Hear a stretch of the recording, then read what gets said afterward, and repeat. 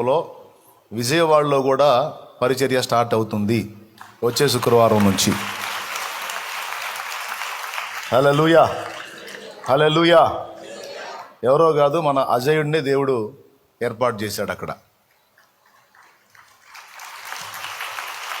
మొన్న వెళ్ళి ఒక చిన్న హాల్ తీసుకోవటం జరిగింది. ఒక చిన్న హాలు తీసుకోవటం జరిగింది. దేవుని చిత్తమైతే రేపు వచ్చే శుక్రవారం నుంచి విజయవాడలో పరిచర్య ప్రారంభమైంది అజేయుడి ద్వారా. అజేయుడు విజయవాడ ఏమండి?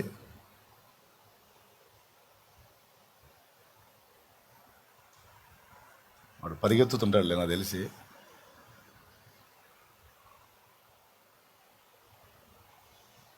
మీరు ప్రార్థన చేస్తారని నేను వాడిని గుర్తు చేశాను.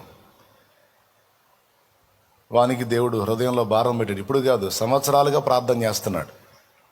విజయవాడ పరిచర్య చేయాలని సంవత్సరాలుగా ప్రార్థన చేస్తున్నాడు. ఆ మధ్యకాలంలో కొంతకాలం మంగళగిరి కూడా పోయి ప్రకటించి వచ్చాడు. నా తండ్రి చిత్తం అయితే రేపు ఒక్కసారి ప్రార్థన చేద్దాం అజయుడి కోసం. తిడతాను అనుకున్నారు కదా? లేదండి, మీ ప్రార్థన, మీ ఆశీస్సులు కావాలి, నా బిడ్డలందరికీ కావాలి, సేవకులందరికీ.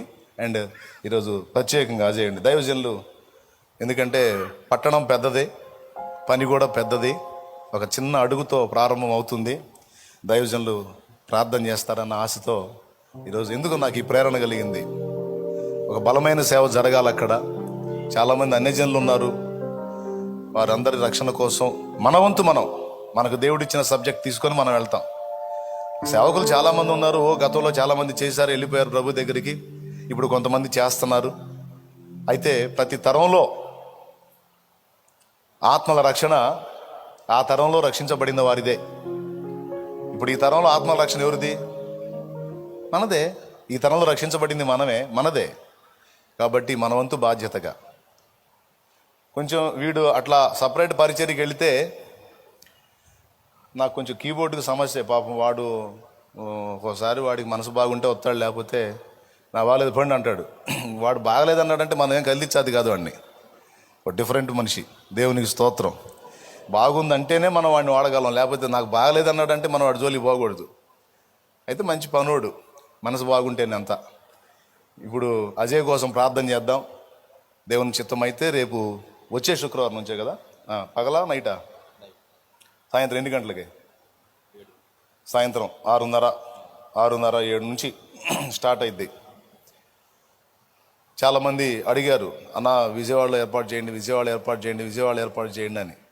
ఇక్కడ నేను బాప్తీసం ఇచ్చిన బిడ్డలు ఉన్నారు, ఇక్కడికి వచ్చి రక్షణ పొందిపోయినటువంటి బిడ్డలు ఉన్నారు, అన్ని జనుల నుంచి రక్షించబడ్డోళ్ళు ఉన్నారు. మరి వాళ్ళు అక్కడ నుంచి దాదాపు 80-90 కిలోమీటర్ల నుంచి రావాలంటే కష్టం అవుతుంది. కనుక అజయుడిని దేవుడు అక్కడ ఏర్పరచుకున్నాడు. ఆ ప్రాంతానికి మరి ఒక చిన్న హాల్ తీసుకున్నాడు. కిరాయే, తప్పదు, అయినా పర్వాలా, ముందు సేవ స్టార్ట్ కావాలి. అటు పక్క నుంచి, ఆ దరి నుంచి స్టార్ట్ అయింది వరుసగా. ఈ ప్రక్క నుంచి, ఇటు నుంచి ఇక చిత్తూరు పోవాలి. ఎటు పోవాలి? చిత్తూరు పోవాలి. ఇటు పక్క వచ్చేసి మిర్యాలగూడ, నల్గొండ కూడా స్టార్ట్ అయింది.